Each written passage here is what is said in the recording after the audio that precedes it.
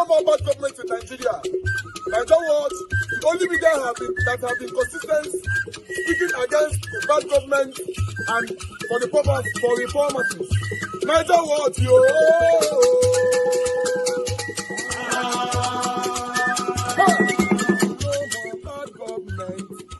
No more bad government. Nigeria what? No more bad government. Nigeria what? No more bad government. The only media that have been speaking. No more bad government. The voice of the voiceless. No more bad government. No more bad government.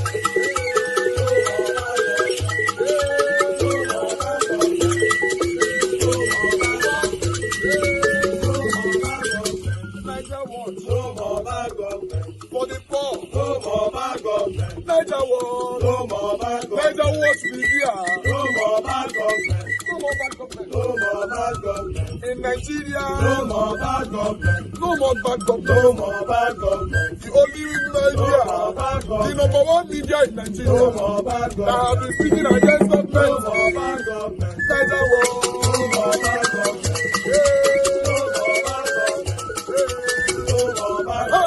Nigeria what you? The voice of the voiceless. The voice of the voiceless.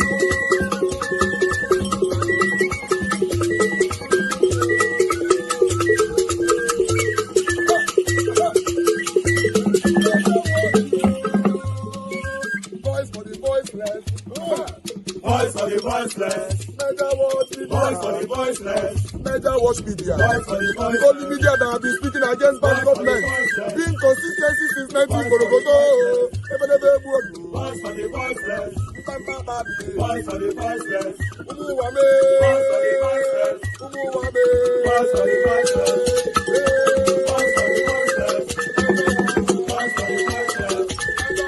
Voice for the voiceless. Voice for the voiceless. Voice for the voiceless. Nigeria watch you.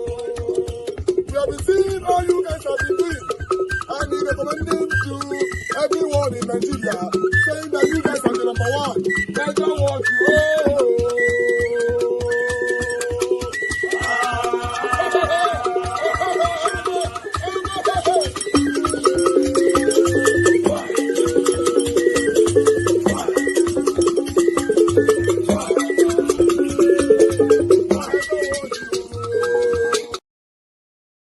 As well as Sowore, a politician, a human rights activist, citizen reporter, writer, lecturer, and pro-democracy campaigner, known for founding the online news agency Sahara Reports.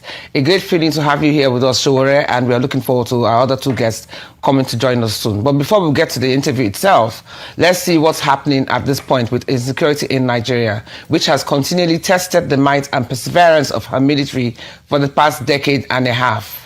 For context, I'm going to play you a short clip on how much sacrifice our dear troops are paying to keep all of us safe. Here it is. Good morning, sir. I'm standing here with Sector 2 Commander. The armed helicopter have just come over our head. The instruction I gave them, anything moving, they should engage it because most of my gun trucks are not moving. Like I said earlier, we are with the leading MRAPs. And the 3 battalions are fighting and deployed. Nobody is running. But what we have here, I will give you some estimates to guide your good decision, sir. Boko Haram has fired more than 100 mortar bombs at us. They have fired more than 80 to 100 RPGs at us. In addition to more than 8 to 10 gun trucks from every side since yesterday. We have not run, and the soldiers are not misbehaving or disobeying orders. We have casualties. I will come and see you in person on what we need to do, but we are not running. Neither is any soldier misbehaving or running. Sir, if you can look at that, that's one of our MRAP tire that is not run flat, that bullet tore. We have used more than 20 MRAP tires here. That's another one, sir. We have changed,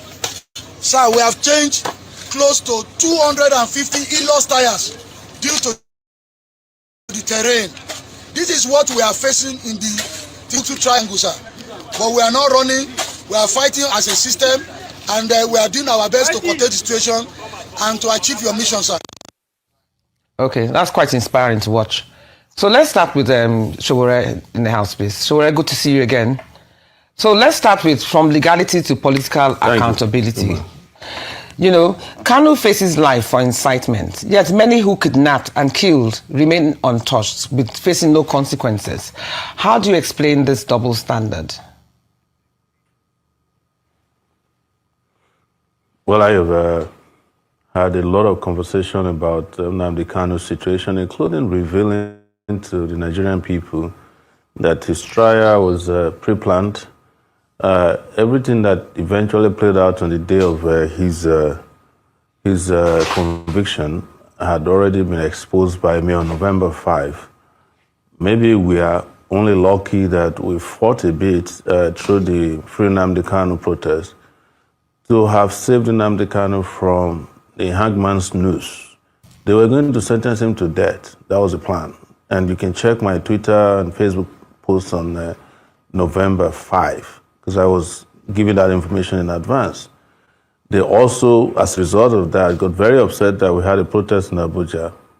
They shot at us, tear gas, arrested his lawyers, myself, later, and took us to the court outside of, within Abuja, but, near Kuje, and sent us to prison for 4 days. After we were granted bail on a Friday, the judge who was supposed to sign off on our bail paper ran away. He didn't come back until Monday. They were already setting the agenda for Nnamdi Kanu's conviction, or whatever they were going to do. But when they realized that maybe this is not popular or not going to be popular, they kind of pulled back a bit and did the life imprisonment. And they have also realized that even the life imprisonment has not stopped his life or the life of what he stood for.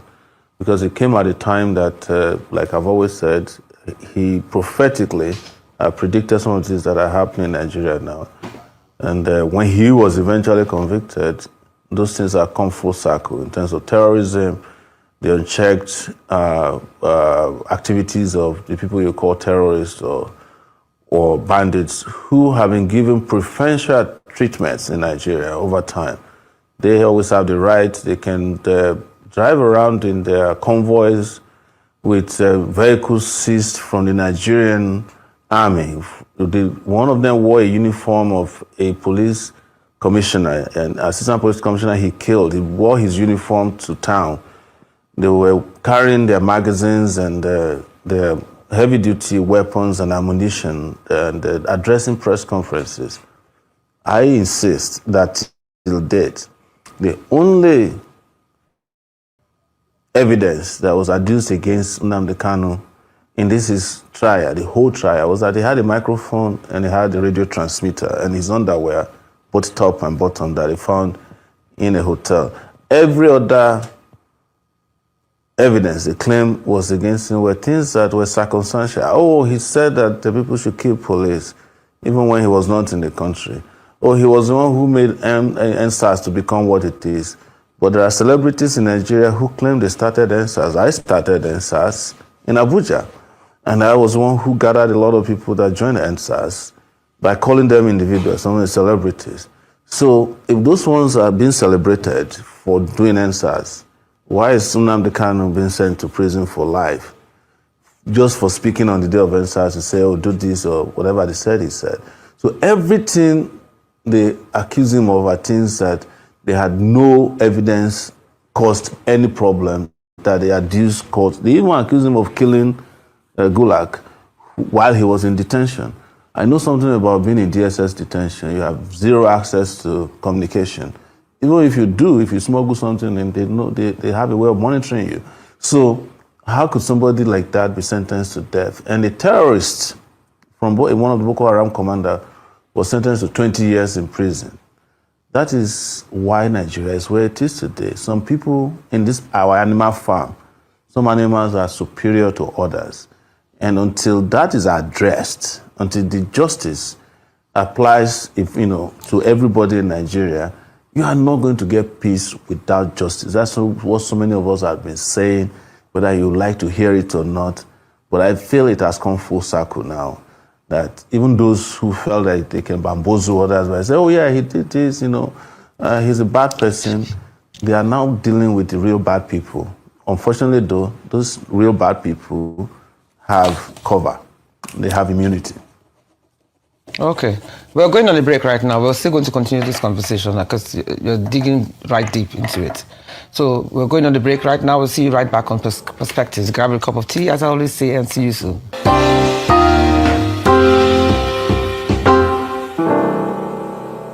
So now we have Jimmy in the house. So let me ask you, Jimmy, many Nigerians believe Kanu's sentencing was influenced by ethnic bias and not the law. Legally, how do you interpret that perception and what's your position on it? Yes, thank you very much for bringing up this topic. One thing people need to understand is that it's not necessarily that other considerations would have come into play in a decision of court if somebody does not succeed in his case being upheld or in his defense being upheld. I know that there's that perception out there, but before you can conclude on what actually transpired in the judgment, it will be important for anybody who wants to comment on it to read the 144-page document, judgment of the court, to be able to understand the decision of the court and how the court arrived at its judgment. You may not necessarily be satisfied with the judgment, but that does not ordinarily on its own, on its face, impute ethnic reasons or other not less noble reasons for the decision. Okay. So let's get back to Sowore in the house, please. Some say Southeast power brokers and not the presidency are the ones driving Kanu's continued detention. So how is this shaping regional politics and what should Nigerians expect in 2027? Sowore, the question is for you. Let me first state this. Yes, let me first state this, that I'm not here to fan ethnic differences, but I have said, and I will restate here, that Nigeria has an Igbo problem. And this, of course, emanated historically from the Civil War, where we claim that it was no vanquished and no victor. But ultimately, there was a vanquished person. If you had 10 million naira before the war, you are giving 20 naira after the war. You are the one vanquished. It is said to you, you cannot be promoted in the army because you can't be trusted. You are the one vanquished. If you cannot get promoted within the civil service because you can't be trusted, you are the one vanquished. To come to your question, and just to say that anybody who says that an Igbo man is not treated differently is just lying. That's the truth. All of us know this. That's a big elephant in the room. And that is what I said earlier when I said, well, there's a Boko Haram guy who has been killing, beheading people, and he was sentenced to 20 years. And the guy who uses a microphone and a radio transmitter is sent to prison for life. They could have sentenced him to death if something hadn't taken place. Then to go to your question about the issue of how the regional power brokers behaved. I was in the midst of it. I was the one calling them off for protests. And I knew what I went through in the hands of the governors, House of Rep members, senators in the Southeast. They all flatly and vehemently, without speaking, refused to encourage their people to participate in anything that could peacefully. It was a peaceful protest planned. So who did we rely on? We relied on those in the markets to close down their markets. But the major leaders, including the deputy speaker, he came out shamelessly asking that the Igbos should sit at home and you should show that you are cowards. There's no cowardice in peaceful protest. The reason is that they believe that Nnamdi is too powerful politically, and that if he's released, he will have some impact on their political influence and popularity in the zone. They know that they are not popular, but they have all relied on the center to get whatever they want, to keep control over the southeastern political people. And they know that they are running out of time. If Nnamdi Kanu is released, that would not continue. We will no longer enjoy what they are enjoying now. Whatever it is, whether it is fake or real popularity or power, they will lose it. They know it. Because I will reveal to you today that one of the biggest issues with the Nigerian state and Nnamdi Kanu is that they couldn't get him to promise that he would renounce his agitation for Biafra. That's the biggest problem. That was his main crime. They said it, if they even proposed to me that I should go tell him to enter his defense, and if he enters his defense, then if they release him, he should promise that he will form a political party and participate in politics. And if he can do that, they will have no problem with him. He said, no, I want the Biafran, I want my region to be different from Nigeria because Nigeria doesn't, cannot support our aspiration for greatness. Now, my caveat is that I am opposed to breaking up Nigeria. I'm a Pan-Africanist. But I have seen, read, and known that it is not a crime for people to seek self-determination. So the regional leaders we are talking about, I called all of them, I called all the governors, at least I know Soludo. I used to be able to reach him. I mentioned here that the governor of his state, Abia, was a columnist at Sowore Reporters. So I called a lot of them. No one of them picked my call. No one of them has called me back because what we want is not what they want. They want what they call a political solution. And a political solution is that you jail him first and then we'll beg you to free him on certain conditions. So that tag of less convict, they wanted it badly. All of them are agreed on that. The question is, how did they release him? Nobody can tell you when they will release him. They don't plan to release him because of his refusal to endorse their political agenda in the Southeast. That is the problem. They don't want to hear his name. But the people of the Southeast, the regular people, are in love with him. And we've seen that with what happened in protests, how markets were closed across the country without a whimper. And they still are going to fight to ensure that Nnamdi Kanu is free. I will still fight to ensure that Nnamdi Kanu is free from this unjust incarceration into which he's been thrown. And don't forget, and I'll say this in closing, that this is the same way Ken Sowore was treated in 1995, this 2025. I guess every 20 years, or is it every 30 years, Nigeria needs a victim, either in prison or in the Golo time. And guess what? It happened in November 2025. Ken Sowore was November 1995. 30 years later, the country hasn't learned its lessons. Thank you so much, Sowore, for that. So let me ask you, Jimmy, during a security emergency, what human rights obligations must Nigeria still uphold? And how do they affect our international credibility? Okay, this is an interesting question. During a security emergency, the law expects that the country would uphold Chapter 4 of the Constitution, which deals with fundamental rights, human rights. However, where there is a declaration of state of emergency, now we should be able to differentiate the two, because Section 45, subsection 3 talks about a proclamation of state of emergency. Recently, the president came up and said that there is a talked about declaration of security emergency.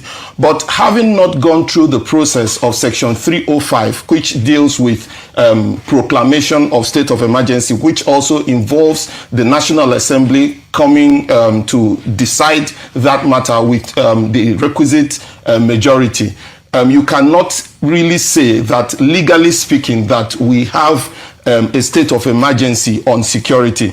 But the statement of the president can be seen in terms of a policy directive for the executive, that the executive is seeing this as a more serious issue. Now, that being the case, and being that a state of emergency has not been declared in accordance with the law, the entire Section 45 the entire chapter 4 of the Constitution will have to be complied with, subject to section 45 subsection 1, which says that where there is a law reasonably justifiable in a democratic society, certain fundamental rights can be derogated, it can be restricted, like section. They tie the president's hands behind his back. So are you saying this cabal doesn't exist? So has any president ever told you, has any president ever told you that they tied his hand behind his back? No, but they won't say that. But from the actions that we're seeing. Then you help them repeat. So you're saying no cabal exists? No cabal exists? Yeah, you know, the number one cabal in the country is the president of the country. In a powerful presidency like Nigeria's presidency, okay, there's nobody who tells the president what to do. The president has a final say. Of course, there might be people, there might be special interests. There are special interests everywhere in the world politically. But in our own case, even the president of Nigeria is more powerful than the US president. All they do is what the president wants to hear. So if anybody is failing and they are telling there's a cabal, they are trying to shift the blame away from their own failure, glaring failure, to a shadowy group that you and I have no evidence exists, so that you keep helping them to repeat the excuse of why they failed in the first place. That's why we keep saying you should challenge these guys during the election. Don't let them run away from debates. Tackle them. You know, in the last election, we saw what you guys did in the press. You will not interview the people you claim are the main candidates. Every day you interview their minions. But when it comes to those of us who have ideas, we really get interviewed. Then when it comes to your analysts, they're analyzing the people who are going to fail. They don't analyze the people who have ideas. I saw it on this table, on Arise TV. You have some political analysts, all of them. They're always analyzing the people who have failed in their past jobs or who are going to fail. When you ask them, well, what about the other candidates? They say, oh, those ones don't matter. But that is because you keep helping them to repeat the same lie as a cabal. How can somebody tie the hand of the president of Nigeria behind his back? Who? Who is that person? Is he the IG of police, or is he in the army? Is he retired or serving? Who? Is he a traditional ruler? There's nothing like that, because the way Nigerian society is, the person who is number one becomes everything. He's a traditional ruler, he's a chief priest, he's the president, he's the chief judge, he's the Senate president, he's the Speaker of the House. But if that's you know the case, how these things work. If that's the but case, when they want to lie to you, when they want to lie to you, they'll tell you, oh, somebody's holding, they tie somebody's back behind it. That's what judges always say to you all the time. Oh. Well, I would have given you bail. Somebody is tying my... How do you say that in a democratic society? And we keep repeating it. If somebody's hand is tied behind his back, he should leave power. Resign. But let him use the last opportunity he has, grab a pen and resign, and let people whose hand cannot be tied behind their back assume power, and you see the difference in hours. But if that's the case, and you say the president is so powerful, the number one most powerful person in Nigeria, why do we now seem to be be in a compromising situation where we try to negotiate with the bandits, as we have seen? Why do we do that? Why don't we just arrest and do capital punishment for them? It is because your president is incapable of doing what he was elected or appointed, but if he's the most powerful or selected person to do. But if he's as powerful as you say he is, the most powerful person, why should he be? You can have a powerful position. You can have a powerful position and not have a powerful character or competent character. We have seen that happen all over the world. You see, there was a time the US, I think it was Roosevelt, or one of their presidents, was wheelchair bound. Nobody knew, because he was performing his job very well. But in Nigeria, you see an able-bodied president, you know, and he's not really able-bodied. You just present him as an able-bodied person. Mentally, he's gone. Physically, he's gone. They pump them up. They come and say something. They say, oh, you know, keep repeating that. That is what is the problem. What I'm saying is that the position of president of Nigeria is a powerful position. I am not saying that the people who have run those places are powerful people, because most of them are intellectually bankrupt. Some of them are physically incapable of doing things, and there's nothing wrong with having physical incapacitation, but you just have to reveal it so that we know the extent to which you can do and not do your job. Thank you so much. That's why I told you earlier, I was a reporter who covered the president who had died 5 months before, and they kept saying that he's still president of Nigeria. I'm talking about Yar'Adua. We're going on a break right now. Don't go anywhere soon. Grab a cup of tea, as I always say, and see you right back on Perspective. At all. If you look at section 36, subsection 8 of the Constitution, all of that, then it's also necessary that there is the political will to fight insecurity. Then Nigeria would probably need to also tinker with the structure of the federation, because I think that where is the country where everybody can actually determine their future. Every region of the country can determine their future regardless of whatever the other parts decide. It will help in yielding a situation where people will be satisfied in being part of the federation. So these things, if done, in addition to a number of other things like intelligence gathering, ensuring that there is motivation within the security agencies and all that, if done, I believe that it will help in protecting against this kind of insecurity that we're having today. Okay, let me get back to Sowore in the house, please. Now, Sowore, can you hear me?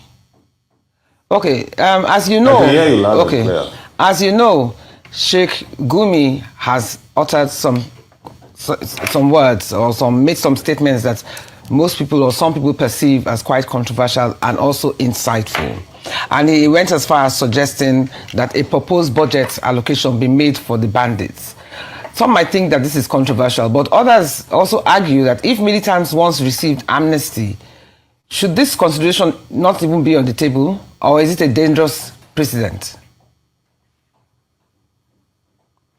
Well, thank you. Let me quickly respond to my friend who was talking about the trial of Nnamdi Kanu and what is fit and what is not fit. I'm not a lawyer, but I know that there's a legal principle known as in Latin, es nihilo nihil fit, which is you can't build something on nothing. That you can't derive legitimacy from a flawed process. If someone is abducted or kidnapped from another country and brought to your country, you can't try him basically because that's unknown to law as a way of apprehending a suspect. And you cannot commit crime just so as to prevent crime. So I just want to clear that as far as this goes. Like I said, I'm not a lawyer, but I know this is a legal principle that, is very well known as a basis for fairness and fair play in law. But having said that, you've mentioned this man in Kaduna who I used to know, I could almost call him my friend, as this Sheikh Gumi.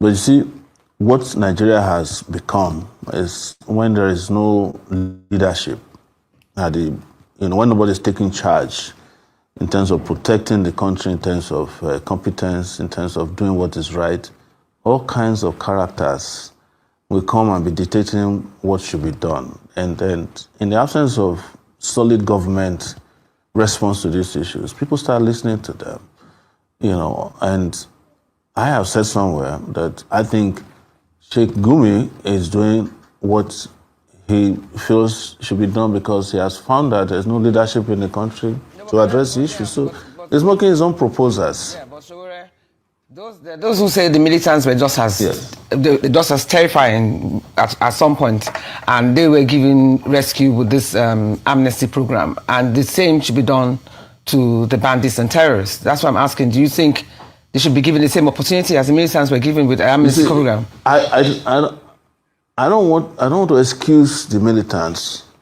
but you see, the position of the militants were dealing with, in some cases, even environmental issues, long-held issues about the unjust way of managing Niger Delta resources. So they were targeting the economic life of the country in order to get attention to those things.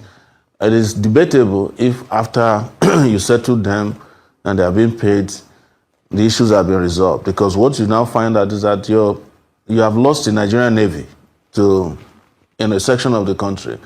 And the fact that we did militancy in terms of amnesty doesn't mean that we should deal with, what is it called, banditry and terrorism the same way. Because the militants were people you could reach. People could meet with them. Even government officials met with them. Goodluck Jonathan went and had long meetings with them. But the bandits, the more you meet with them, the more emboldened they are. And they are taking lives on a daily basis. They are not negotiating with you. You don't even know who you are talking with. Today you are saying it's Boko Haram, the next day it's Lakurawa, and you can't tell the boundaries between militancy, banditry, and very heinous crimes that these guys are committing. I don't think we should treat it the same way. What we must do is to restore our country's ability to deal with crime, militancy, terror, whichever way you call them. And until you do that, you will start suggesting things that work and never worked. Like I said, that's subject to debate for another show. But the truth today is that you are in the throes of people who are outlaws and don't care about whether you are willing to negotiate or not. Each time you negotiate with them, they show to you that the process of negotiation are used to purchase more weapons. They abduct more people, they kidnap more people, they take more turf, they take territory, and they are showing that they are the government in the country. So immediately, short term, you must end that. I would admit to one thing, and that's the fact that any form of security problem that has lasted for more than 10 years, we were taught that in graduate school, you should find other alternatives of dealing with those. Thank you very much. But even in dealing with those, you must not lose your capability to control your territory as the government and make sure that your military or13 forces are doing what needs to be done. Here, there's a failure in that regard and in that sector. Okay, thank you very much, Sowore Omoyele. We're going on a break right now. I hear that Dixon is in the house, so even if we have him for just a couple of minutes, he'll be most welcome.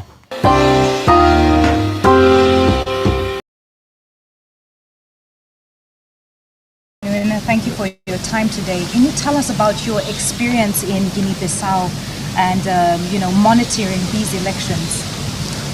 Thank you so much. Since I left office, I've always been scared talking to the media. But in this particular case, I decided to speak to the media. First and foremost, to thank Nigerians for the show of empathy, the encouragement, because while we are in Bissau and this so-called coup happened, the information we got was that the whole country was agitated, young and old, irrespective of religious divide or political divide. And I sincerely appreciate Nigerians, and I want them to hear directly from my mouth that I appreciate their concern. And secondly, to thank my president, President Tinubu, and the Ivorian president, President Ouattara. Both presidents were to send aircrafts to lift us, but somehow, Côte d'Ivoire is closer to Guinea-Bissau, and there's always some relationship between Francophone countries and the Lusophones or among the Francophones. They were able to penetrate their system to get landing permits first before Nigeria could do that. So the Ivorian aircraft was already on their way to pick us. So when we learned about the Nigerian aircraft about leaving, we asked them not to bother. And that is why, if you see the pictures, I was brought by an Ivorian aircraft. So we thank the two presidents, President Ouattara and President Tinubu, and indeed thank Nigerians, young and old, for that. And specifically, what happened in Guinea-Bissau, I wouldn't call it a coup. It was not a coup. Maybe some people will describe it as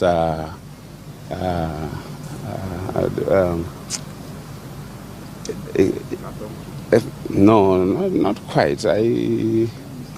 RNG? I would just say, if it is for want of better word, I would say maybe it was a ceremonial coup. Because for two things, it is the president, President Balo, that announced the coup. Before later, a military man came up to to address the world that they were in charge of everywhere. Then Embalo has already announced the coup, which is strange. Not only announcing the coup, but Embalo, while the coup took place, was using his phone and addressing media organizations across the world that he has been arrested. I'm a Nigerian close to 70, and I know how they keep heads of state when a coup takes place. Recently, I was a mediator in Mali, an ECOWAS mediator in Mali, and within that period, we had a military coup. Military don't take over government, and the sitting president that they overthrown will be allowed to be addressing press conferences and announcing that he has been arrested. Why does this happen? Who is fooling who? Basically, what happened in Guinea-Bissau is quite disturbing to me, who believes in democracy. In fact, I feel more pained than the day I called Buhari to congratulate him when I lost the election as the sitting president. Because I've been quite particular about Guinea-Bissau. As a sitting president, then Guinea-Bissau was in crisis. Started by about 2012. By 2011, we have to go physically. We worked with them and made sure that by 2014, we went 2013, elections were conducted. In fact, it was so bad the day that I learned that a military man went to the office of the prime minister and slapped the prime minister in the office. It was that bad. And what is happening is like we are going back to those dark days of Guinea-Bissau, where the military can do whatever they think they can do. It's totally not acceptable. The elections were done peacefully. We were in the field. I was a part of the West African Elders Forum. Normally, we are not co-observers, so we didn't deploy observation teams across, but we observed within Bissau, the capital, and the neighboring settlements. But during the meeting of all heads of observation missions, and they gave accounts of, all the observers gave their account, nobody gave something different. The elections were peaceful. Counting of results at the polling units peacefully done. The conduct of the electoral officials, the security, the party agents, the voters. It was a good election, and one expected the result to be announced. Then while they were collating the results, then they are finished collating results. You know, results are, for presidential election are collated at different levels. Right. The 9 regions, results were ready. So they were collating them at the capital.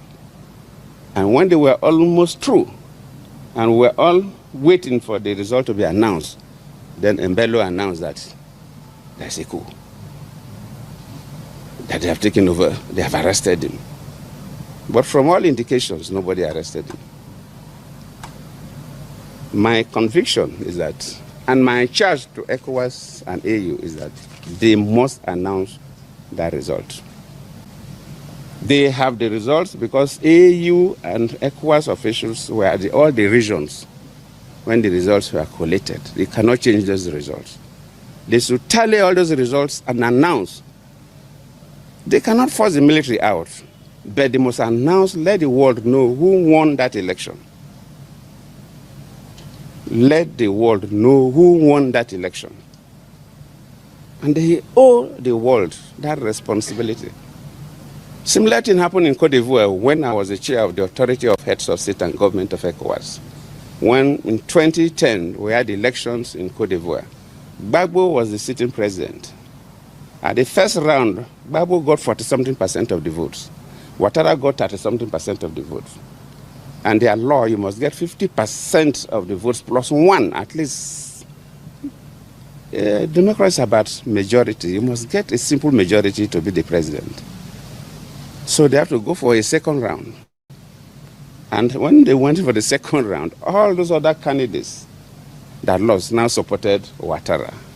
And Ouattara now got more votes than Gbagbo. And Gbagbo said he was not going, that he won the election. How can somebody who had something now come and defeat him? But that is a law. Then all the observers, international community say Ouattara won the election. Then we ECOWAS say, well, you're our colleague, but you have to go. If the observers, everybody say Ouattara won the election, Ouattara must be sworn in as the president of Cote d'Ivoire. I stood my ground as the chair of the Authority of Heads of State and Government of ECOWAS, and Ouattara was sworn in. So, the leadership of ECOWAS, luckily, Madabio was a former military man himself. So he should be courageous. The leadership of AU, they must be courageous. They must announce who won that election. I'm not saying they should mobilize soldiers to go and fight. No need to shed blood, but we must know. Because the results are there. They have the results. The AU, ECOWAS, they have the results. So we cannot be playing pranks. Nobody should call others fools. There's no way they remove a military coup. Military coup at the time they want to announce the result. How? And the president was the person who announced the coup. It doesn't happen anywhere. Well, people are too young, so they didn't know what used to happen in Nigeria. We're a country that witnessed a series of coups before. So it doesn't happen. Well, Your Excellency, speaking about ECOWAS, as of this morning, there was an update that ECOWAS leaders have suspended Guinea-Bissau from decision-making bodies. What comments do you have towards that? No, that's traditional. Because ECOWAS, though, if you follow the history of ECOWAS started when a number of West African countries had military leaders. But later, when leaders now see that for your economy, ECOWAS is economic communities, the emphasis was the economy. But for you to develop your economy, you must be politically stable. So protocols were changed, and we agree that in ECOWAS, we must not go back to military rule. We must not go back to military dictatorship. We must embrace democracy. And since the change of protocols, if any country, a military takeover, that country is suspended. It's natural. So we expect that, and they knew it was going to happen. So it's not strange. So, Your Excellency, as we speak now, 4 countries within the West African bloc, 3 have already... Don't worry yourself. Even if 5 countries remain in ECOWAS, so be it. It's costly to do the right thing. But ECOWAS must not bother. If Guinea-Bissau want to join the military camp, they should. They should. Even if 5 countries are committed to remain in ECOWAS and develop ECOWAS, the only thing is that they must modify the protocols or create some other protocols to make sure that ECOWAS do things that will endear them to the citizens, things that young people will benefit, things that business class will benefit, things that students will benefit. Let ECOWAS be attractive to citizens of the community, not just talking about political issues. When ECOWAS continue to do those things, these countries, they will come back to join ECOWAS. The military, it will not be forever. You carry gun today, took over government, with time, the society will be tired of you and will ask you to go. It will not take more than 10 years for all these countries to go back to civil rule, and they will join ECOWAS. So for now, even if only 5 countries out of the 15 are ready to carry on with the ECOWAS, they should. Look, we should not bother about that and begin to change their position. ECOWAS must stand firm. We cannot accept military in ECOWAS. So you sound, even from your words, that we can feel the pain, because you are someone who believes constitutional democracy must reign. For the persons concerned in this, because you have also shared that your strong feeling is that this coup was engineered by President Mbello himself, a former military officer. The question, sir, is this. For someone who chaired ECOWAS, I'm talking about President Mbello, how do some of you who also chaired the same body feel? That is the most painful thing. President Mbello, just yesterday, was the chair of the Authority of Heads of State and Government of ECOWAS. One will expect him, as the president of Guinea-Bissau, to do his best. Luckily, He's an ex-military man. So he has a military constituency. He was a very senior military man before retiring. So he has his own friends, boys, and so on. He should be the person that can prevent any coup in Guinea-Bissau. I don't expect a coup that will remove him from office. In any case, the election, immediately they announce, for them, immediately the results are announced. They inaugurate the new president the following day, so his tenure was almost over. But I don't expect him to be as the president of Guinea-Bissau, a retired senior military man, and organize coup against him. I don't expect. I don't. So speaking about President Mbalo, what would you advise him and the political class of Guinea-Bissau at this moment? Well, I know what the political class will do. I don't even need to advise, because the political class will want those results to be announced. The political class will want the results of the election to be announced. Nobody should take citizens of a country for a ride. People did not go to work. People wasted their time, queued up, voted, and when they are about announcing results, then you come as soldiers and you scuttle the results. So the political class will never accept that. For the military, I'll plead with them not to take Guinea-Bissau back to the dark days of 2011 to 2014. Because I was the chair of the ECOWAS Authority of Heads of State and Government, and I was involved. Most of them acknowledged it anyway when they saw me. They say, we know what you did for us. We know what you did for us. They know what Nigeria did to stabilize the country. As we speak, so Your Excellency. it's painful to say. So that's why I'm saying that Mbalo knows everything. The president knows everything. So it's painful for him to be the president of Guinea-Bissau and say military people have taken over the government. No. Your Excellency, it's totally not acceptable. Your Excellency, you are now back in Nigeria. Haven't seen what occurred there. The main opposition leader, Fernando Diaz, is still in custody. What's your message? They have to release the man. The man has not committed any offense. They just have to release the man. And the international community must talk to the military to release the man. The man has not committed any offense. The man has not even declared himself president, as to say, oh, we have taken over government and you have declared yourself, so it's treason. No. The man has not committed any offense. There's no reason to restrict the man at all. They should allow the man to be free. And we advise the military in Guinea-Bissau not to take Guinea-Bissau backward. When I was in Guinea-Bissau 2012, and just came back from Guinea-Bissau yesterday, there's significant development going on. The capital is taking shape.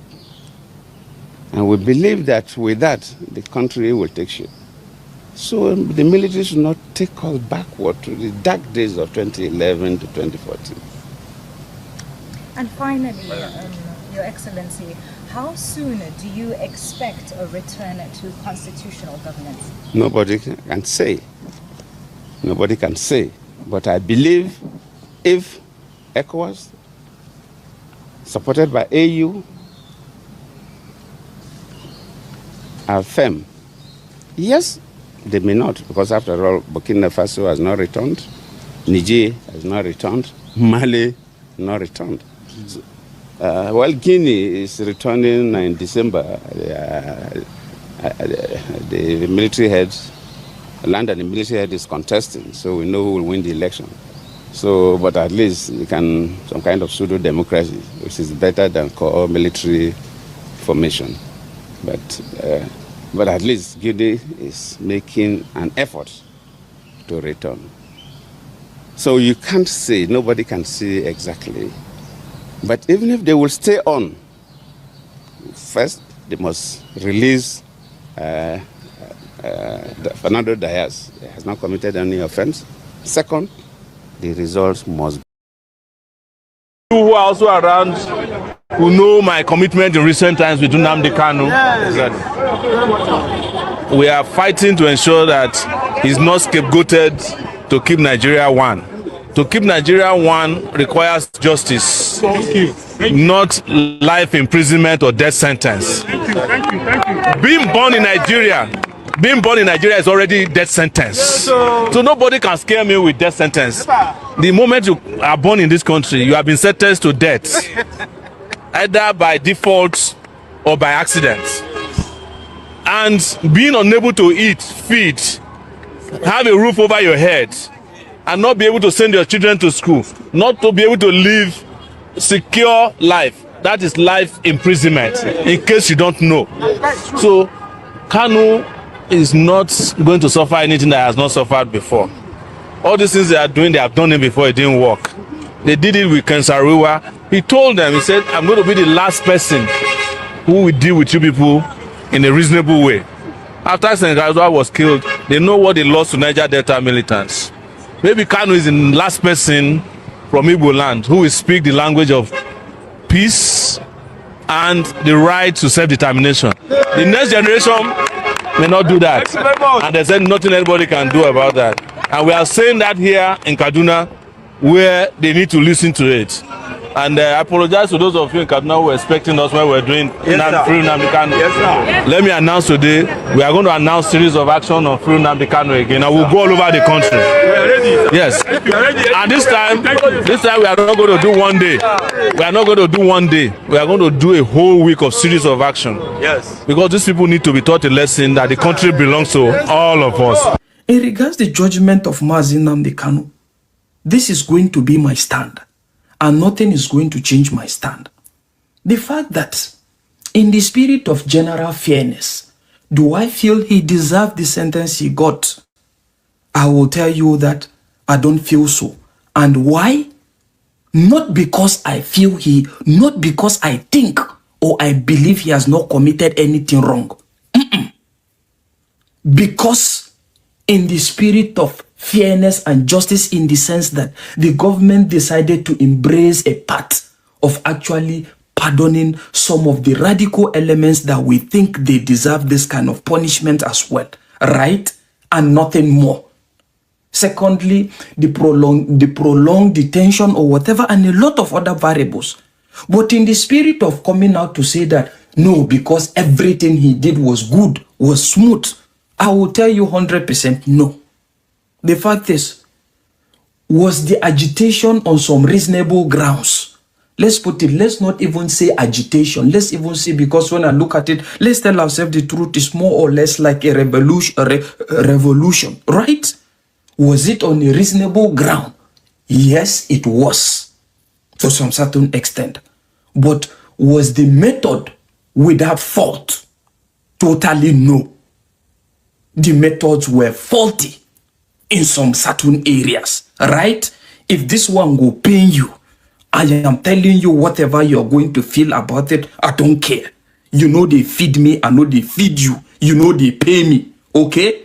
And you are not the person that brought me here. So in that regards, I tell you no. So now talking about revolution, there are two pathways to revolution or agitation. You have the gradual and you have the forced, right? In my own concept, I believe more of the gradual revolution. Gradual revolution is non-violent in nature, and at the same time, it has to do with total overhaul of the human element, first of all, the individual element, first of all, and other factors that surrounds him, right?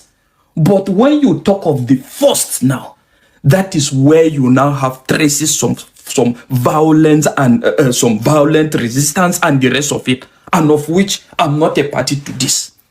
And if I must tell you the truth, for whoever at any point in time embrace the latter option, which is the violent option, you should equally know that there is nothing like you. Don't allow yourself to be taken to the court. And that is just it in that regards. So, but what I'm just trying to say generally here is, I am not happy. I am not celebrating that an Igbo man has been sentenced to life or whatever. But what I'm saying is, as far as my stand remains, my stand is the generality of humanity, which comes through a gradual and a deliberate conscious effort. And in that regards now, that involves the entirety of everybody, every Nigerian. Right? I don't want us to talk. I just hope people are more reasonable and more open. Right? And I think we can now have a conversation. But when you come with your myopic point of view, you are expecting me to just take things because this is the way you feel or whatever. I will never. Just like when I was going at loggerheads with other things that affect the society at a point in time that is not related to you, you were cool. It was good. So when this one comes to, you should be good with it, or if you are not good with it, at least keep it to yourself and leave the insult, right? But if you do insult, I'm telling you, me, I'm master of insult as well. But I don't like going that way. So I just hope my stand in regards this is very clear. Very clear. So the fact is, generally, there is need for we to hold the government accountable, to make them to do more.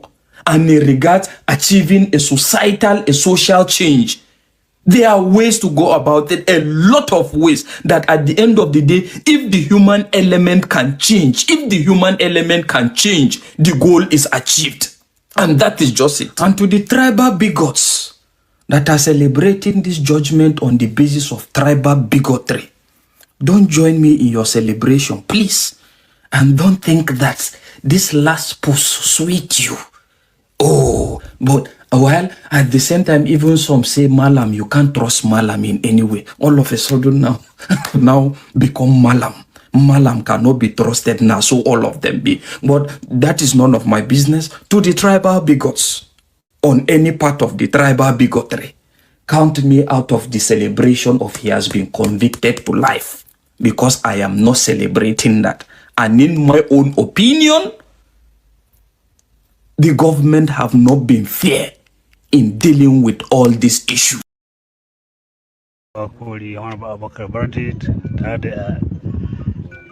Sauran tawaga daga karamar hukumar Bakuri, mai girma secretary na karamar hukumar Faskari, masu masaukin baki, babban kwamandan zaman lafiya kuma shehin malami Malam Ishaka, tare da ainihin tawaga yan uwa Fulani da ke a wannan wuri, tare da dukkanin waɗanda muka zo wannan wuri.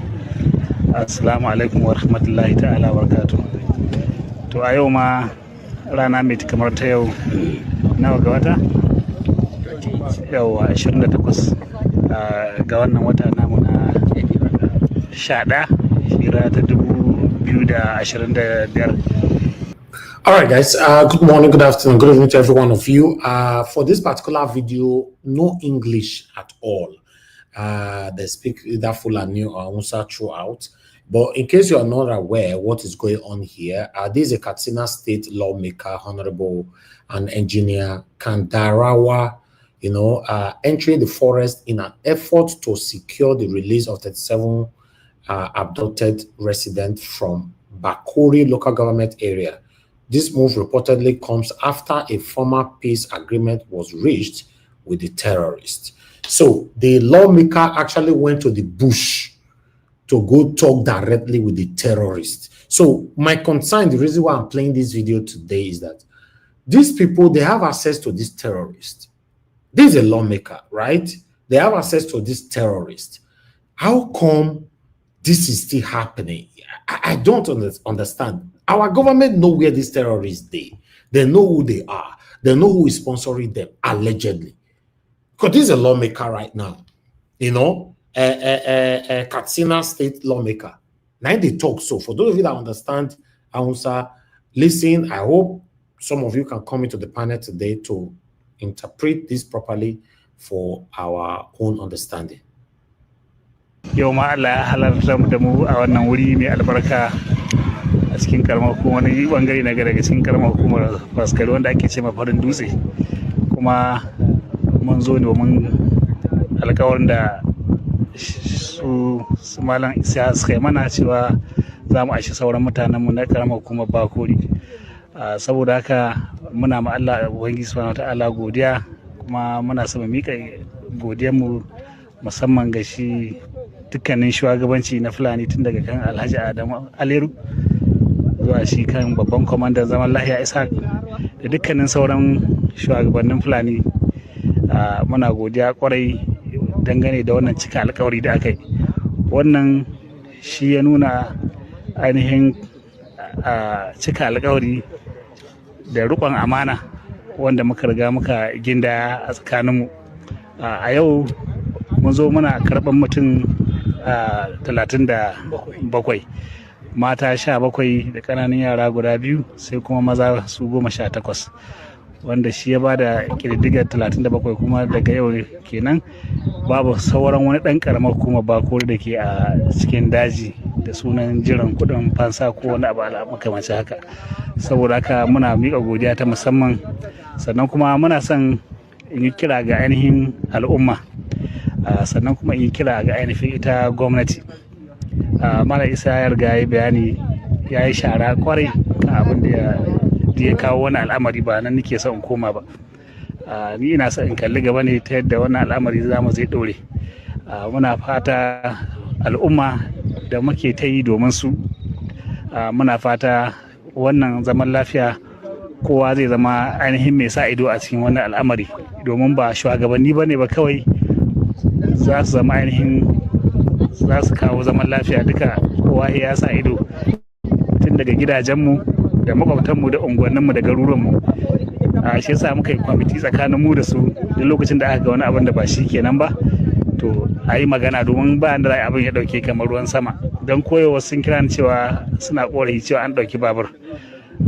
To kamar da muka shahidi, abubuwan sai a hankali, tunda har aka ce an daina kashe mutane, an daina ɗaukar mutane da sunan kuɗin fansa da sauransu. To da duk wasu abubuwa na 'yan dan dauke da sauransu, duka wannan ba inda ba a yi shi. Illa dai dai mu ci gaba da bibiyar abubuwan tare da roƙon Allah Ubangiji ya kawo mana sauki. Saboda haka muna fatan al'umma za mu ci gaba da bada haɗin kai domin wannan zaman lafiya a ɗore. Sannan kuma kiran buga gwamnati shine cewa muna so mu jaddada ma gwamnati cewa mu al'umma mun riga mun zauna mun daidaita kanmu, ba mu da sauran faɗa tsakaninmu da 'yan uwa Fulani. Mun riga mun yi ma juna alƙawari, kuma akan haka muke. Saboda haka muna kira ga gwamnati abu biyu.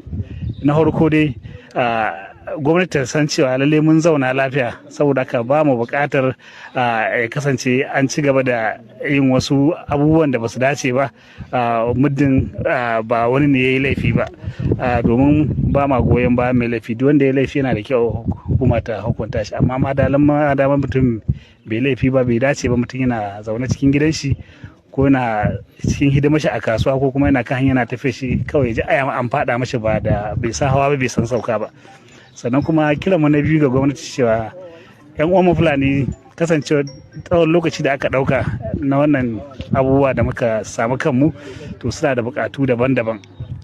Don mun yi maganganu da su, akwai buƙatu na asibitoci, na ruwan sha da sauran buƙatutukan rayuwa. So muna kira ga gwamnati za a duba domin a ga cewa su ma sun ɗanɗani dogon da ma'aro.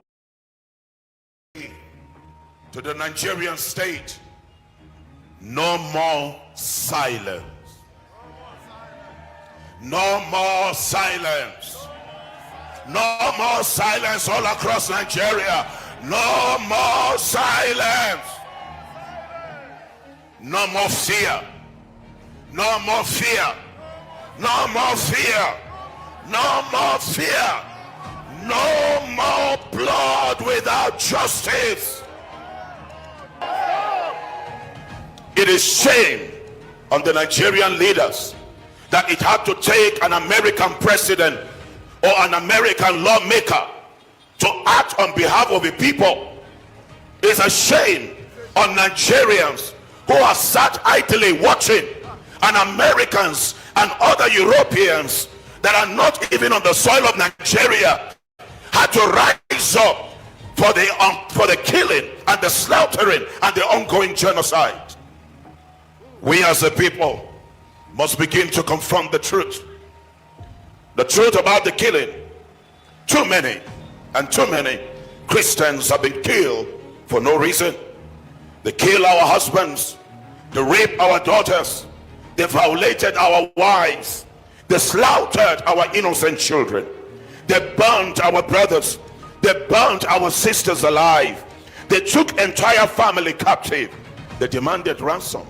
Ransom was paid, they collected the ransom and still killed the victim. Recently we remember, few days ago, the brutal killing of Reverend Achi in Kaduna. We remember recently the families that were burned, complete family burned in their house. Justice must prevail in our land. This is our land. We are not visitors. We are not strangers. This is our land. And we demand that we must live well in our land. Look at the country, every day insecurity, and the government are doing nothing about it. Just take a look at everybody. Take a look at, they cannot go school for free, nothing. They cannot do anything again with peace of mind. Is this the kind of country we pray for? Is this Nigeria that we used to have before? Is this Nigeria? Everywhere you cannot sleep in peace. You cannot, yet they are not doing anything about it. Is this the country? Is this the country? Go back, go back. Video everybody. Now I was come.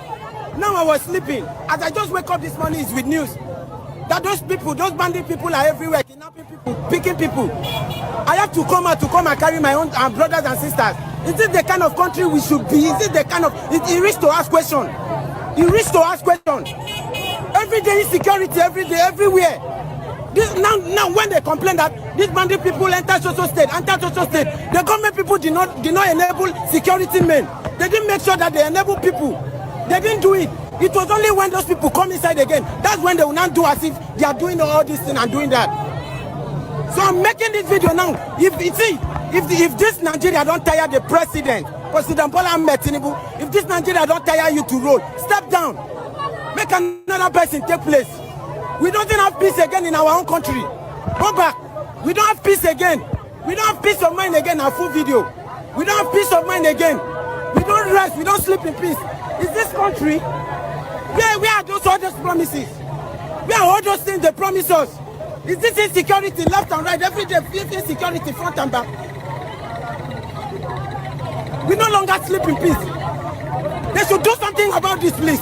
If the government will not do something about this, let the president step down and let another person take over. Let's do something about this. Because we are not having peace anymore. This is our pain we are hurting from. They should do something about this. Look at everybody. Look at. There is no peace of mind again. No peace of mind again. We no longer sleep in peace. We no longer eat in peace. We remember 2017. This is not what they promised us.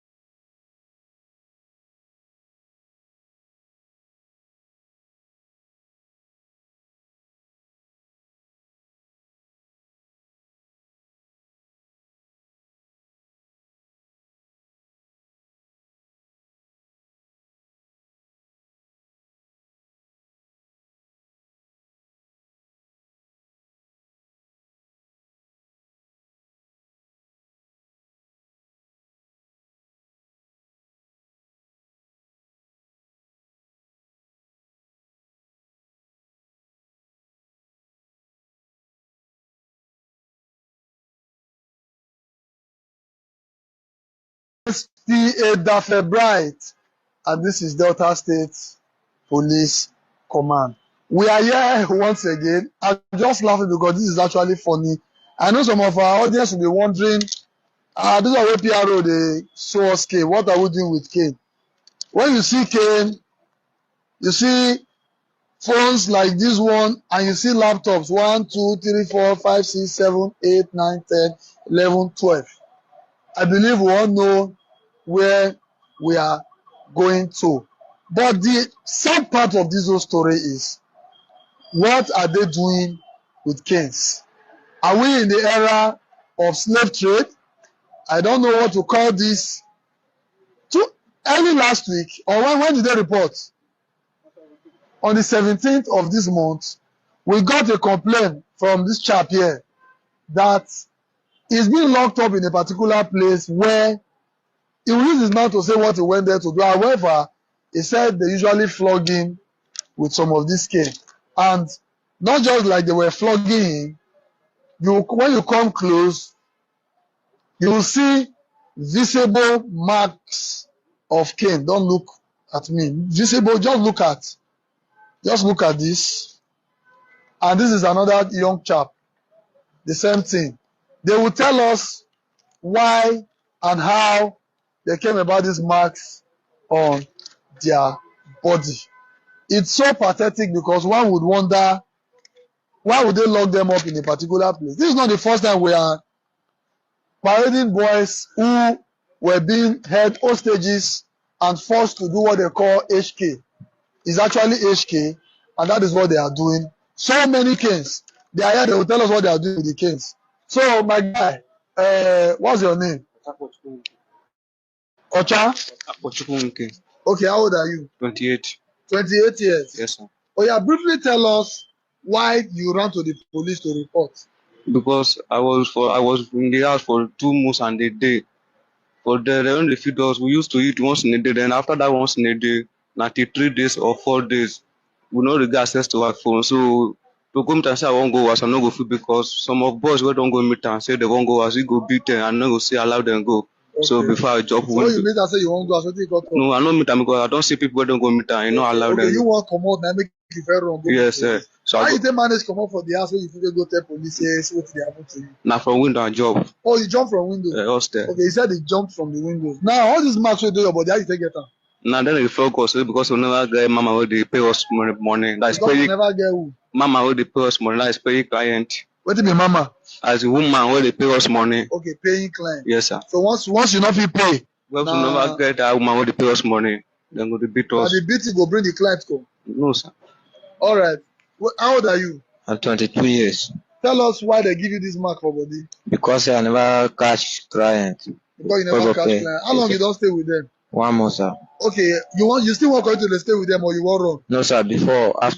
Since I come after 1 day, I tell them say I want to go back, but I no agree. Where you from come? Benue State. Benue State. Yes, sir. All right. So we've heard from them.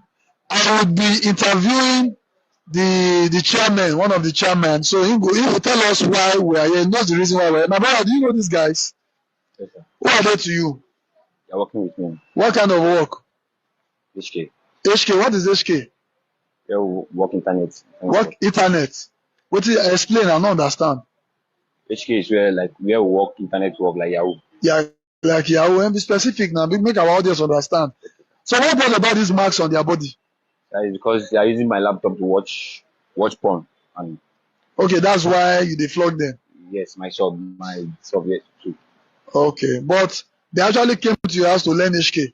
So because they use your laptop, they watch porn, I make you flog them like this. It's only once. I only flog them once. Now only once. Now be this mark going full body like this. Yes, okay, you get this mark for your body too.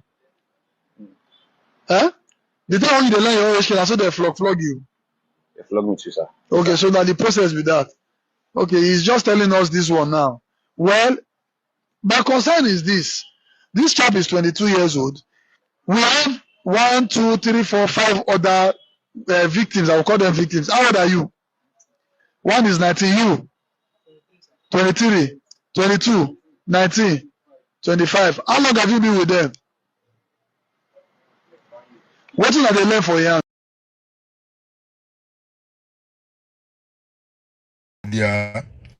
Which I would like you to see. Please watch the video When I come back, we'll go talk about the video. Watched the head. And you know what? I have something to say. Using Hausa people as kidnapper is not okay. It's not okay at all. It feeds a stereotypes that hurts people.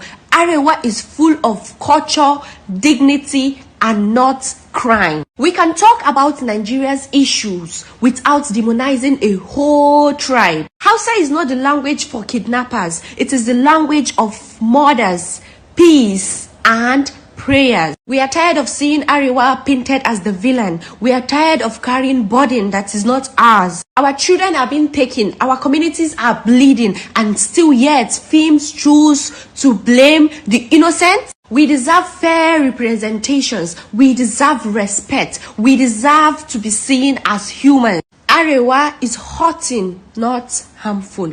Stop the stereotypes. Arewa is peace. Arewa is dignity. Arewa is culture. Arewa is not harmful. So our dear producers, please, anytime we want to shoot this kind of film next time, may una dey use other languages. We have over 200 and something languages in Nigeria. Why must it be Hausa? Why must you use Hausa? Why? An yi magana kun ce wai ai akwai wani yaren a cikin yaren da suke yan cikin kidnapper guda ɗaya ne kaɗai na ji yayi yaren Yarabanci. Ƙarya kuke, duk abin da kuke mun sani. Why must you use Hausa language for the kidnappers?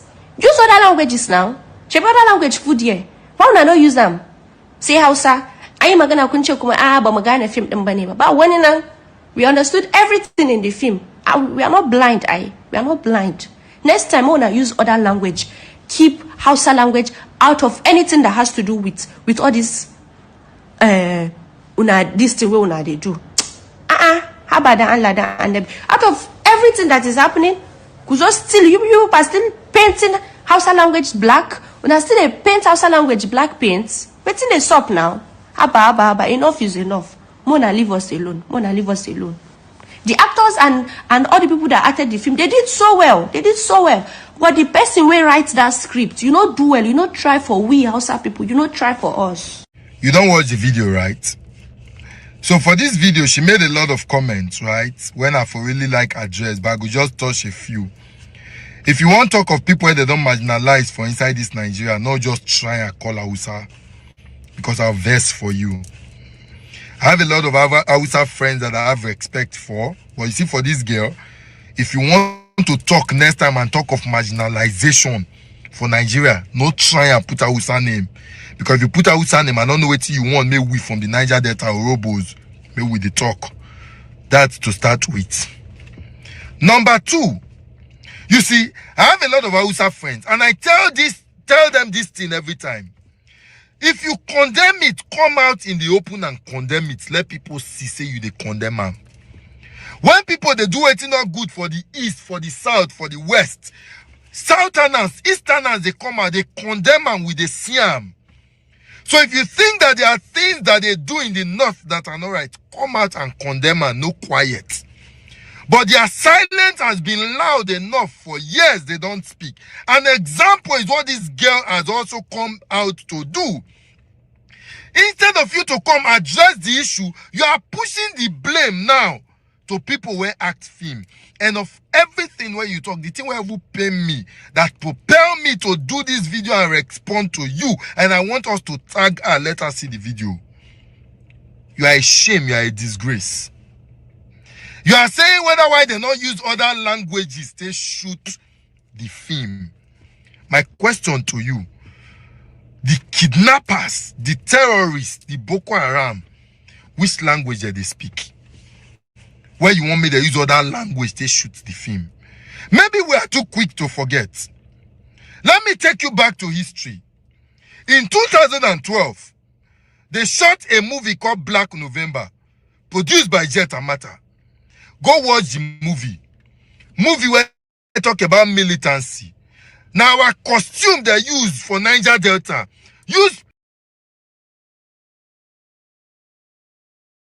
committee investigating the Museum of West African Art, MOA, and the Radisson Blu Hotel project has summoned former Governor Godwin Obaseki for questioning. The invitation was contained in a statement issued on Thursday by the committee secretary, Bekisu Oshone Wilson Esquire, on behalf of the ad hoc committee of Edo State House of Assembly investigating the construction of the Museum of West African Art, MOA, and the Radisson Hotel projects. According to the statement, the former governor of Edo State, Mr. Godwin Obaseki, and others are invited and expected to appear before the lawmakers on December 4, 2025. Also summoned are former Commissioner for Finance, Joseph Eboegbe, former Attorney General and Commissioner for Justice, Edo State, Oluwole Osaze Uzi, the Director of MOA, Philip Iheanacho, and the Managing Director of Terr0rists House Nigeria Limited. Others include the project manager of hospitality investment and management company Pramod Terr0rists, the managing director of Afri-Invest Capital Limited, Ugochukwu Anigbogu,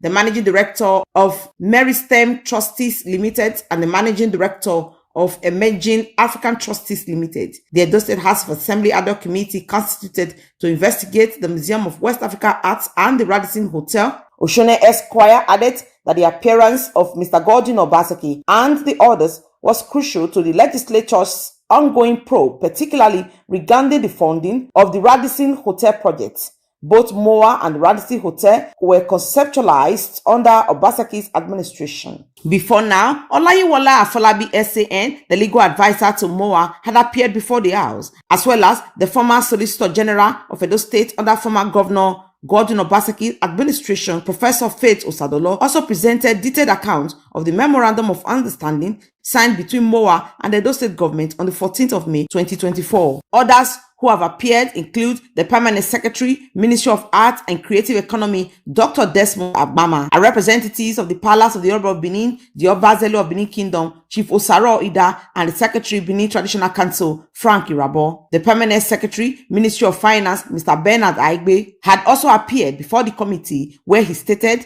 that he has no information regarding MOA, explaining that the organization was not under the ministry's control in terms of budgetary allocation or supervision. He said that the Accountant General and the Treasury would have the relevant information. Also, the Accountant General of Edo State, Mr. Julius Anelo, a representative of the Benin royal family, Prince Agatise Diawa, have all appeared before the committee to state their own side of involvement in the projects. December 4th has been slated for Mr. Godwin Obaseki and 10 others to appear before the House of Assembly ad hoc committee. Best Orator reporting for BTV News. No matter what religion you belong to, no matter where you come from, no matter what profession, we Nigerians are being killed.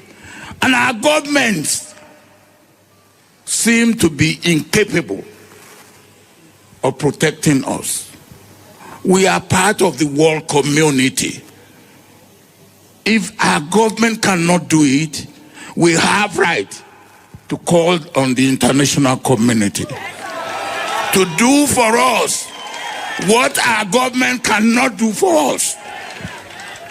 And for anybody to say because those who are being killed belong to this region, belong to this religion, belong to this tribe, and then others too are being killed, cannot be an acceptable excuse. Before I left government, I know we had capacity to pick up anybody in Nigeria who commits crime anywhere. The capacity that we didn't have then is after we have identified and located such a criminal, we have no capacity to be able to pick him up without moving on land or by air. Now we have capacity. With drones, you can sniff them up. You can take them out. Why are we not doing that? Why are we apologizing? Why are we negotiating?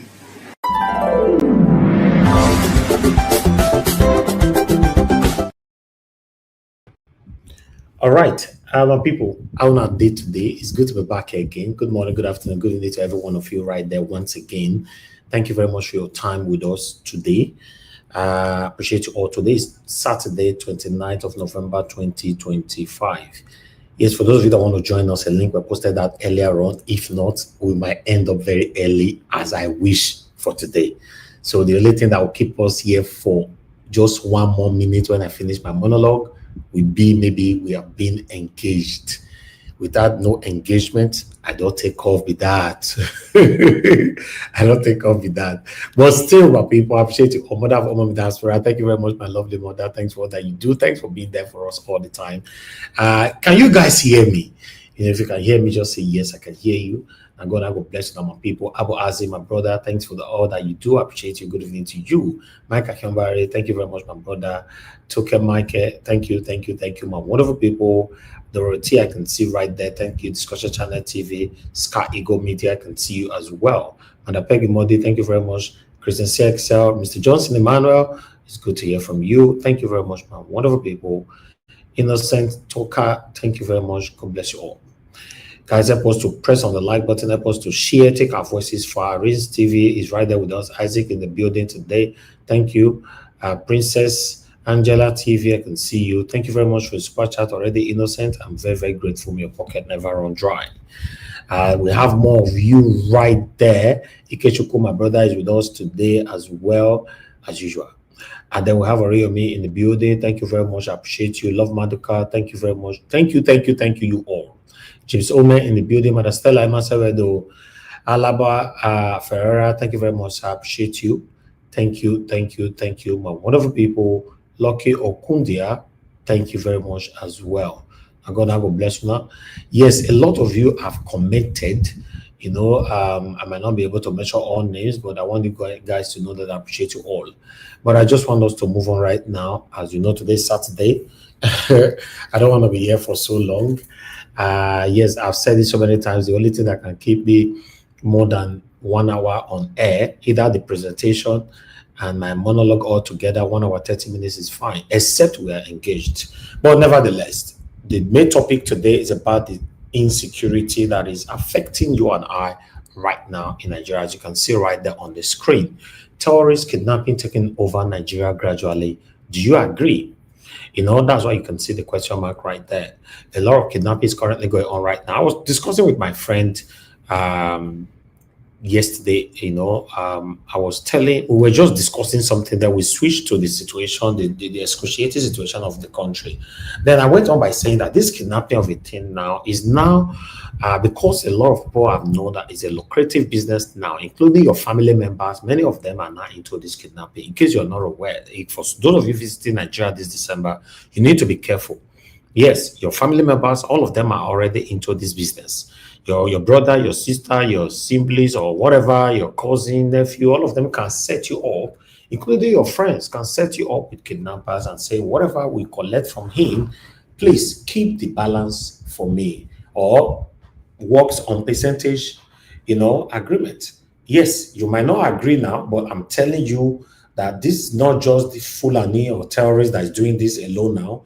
Your brothers and sisters are already part of it. Yes, I understand that the insecurity is sickening, you know, is affecting everybody right now, but I want you to know that your brothers and sisters are already part of it. So be careful. When you visit Nigeria right now, don't trust anybody. Your location is very, very important, or you live in your house this kind of time with your brother, or you think that, oh, now my brother, you know, like some people normally say, blood is thicker than water and all that. By people, in this postmodernism, many bloods are not thicker than water anymore. In fact, people outside are even much better than some bloods. I'm telling you, that's just the fact. So I want you guys to visit Nigeria and take everybody as a suspect.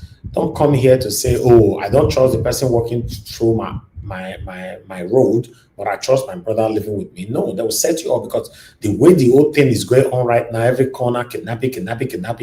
Now, brothers can't do all this thing now. Remember the owner of God is Good Motors, what happened to him, how he lost his life then? You guys remember it was his brother that set him up with a kidnapper, but he never asked them to kill him. It was just, okay, collect ransom from him, and let's share the money. So argument led to argument and all that.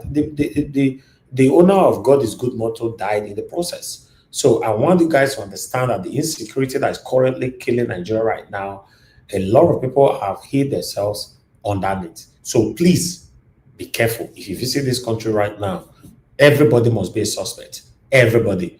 Some of your family members might also label you as, oh, my brother is so selfish. He lives abroad now. He's been abroad now for 37 years. You know, whenever he con a t-shirt, now they dash me or shoe with off wear.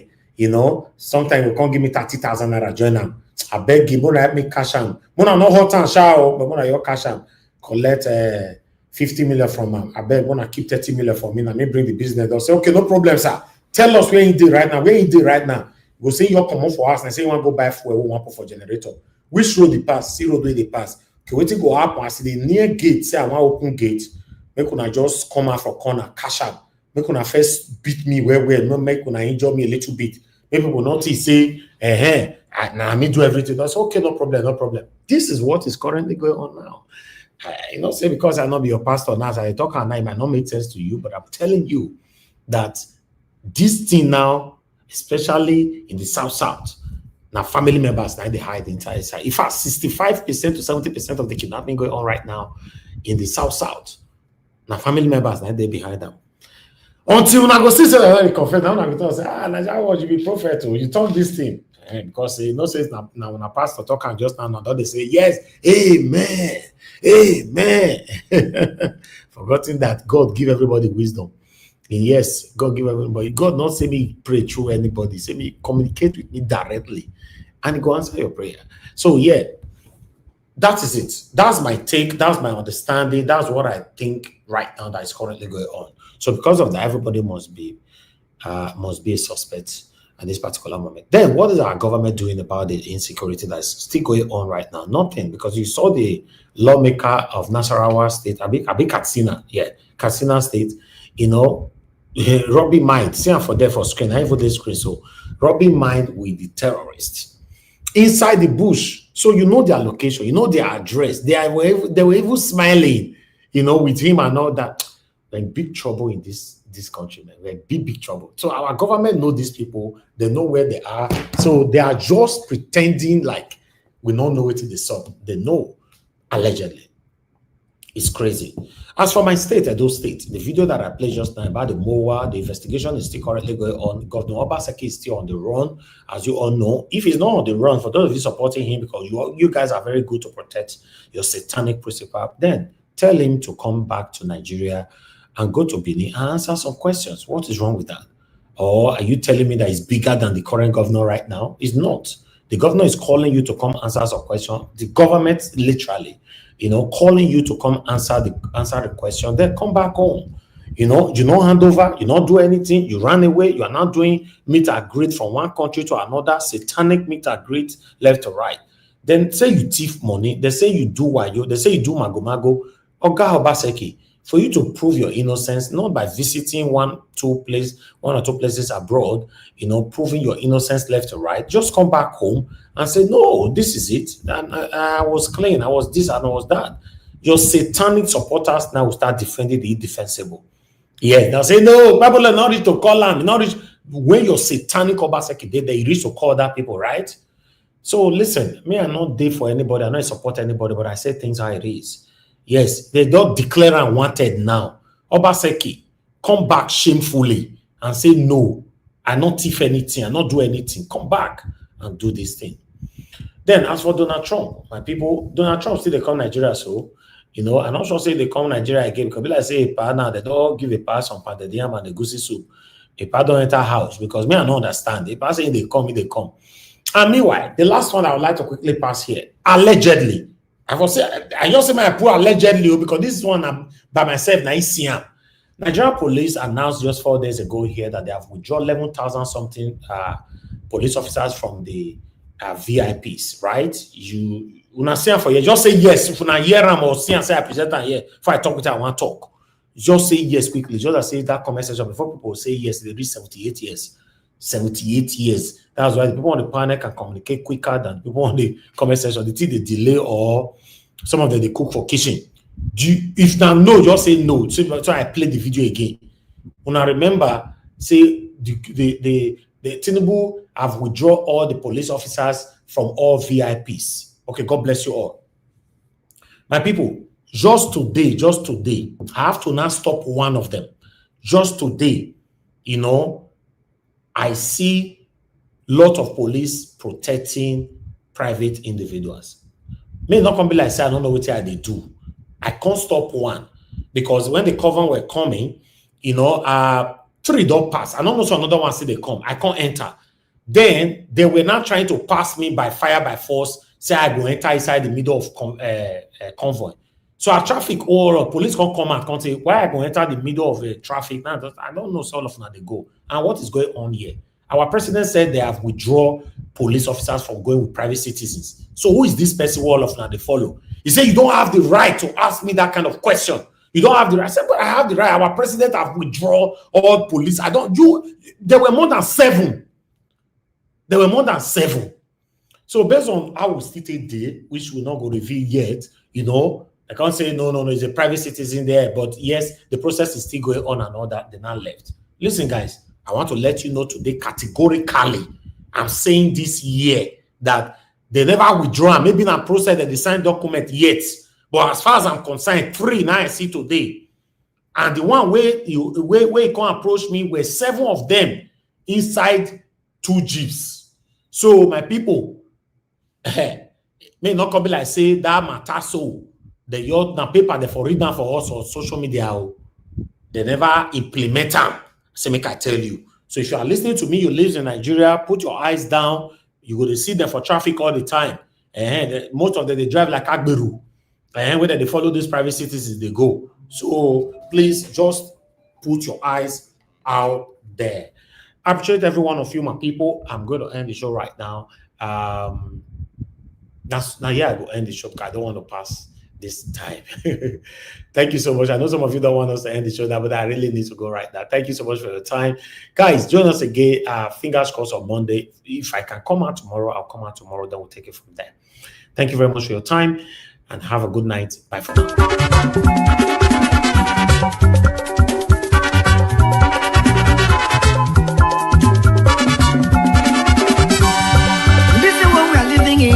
In this world, all of us today in motion. Everybody there in motion. Moving to our various stations. As we there in motion,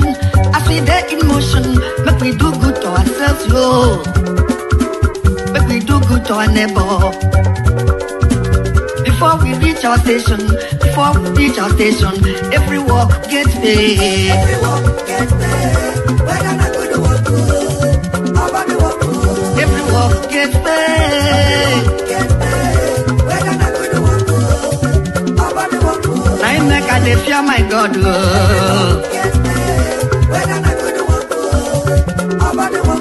I make a day fear my maker.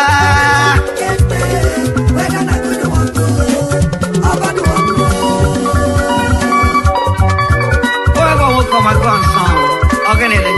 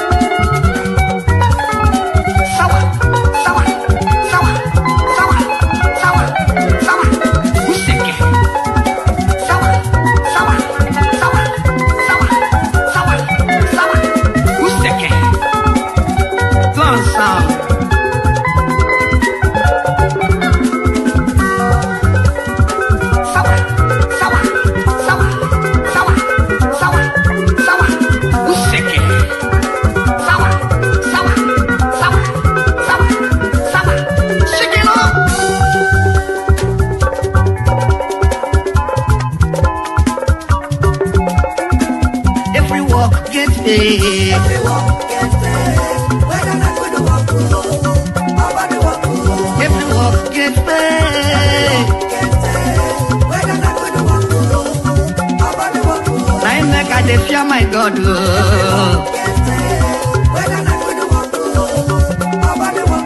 I make a fear my maker.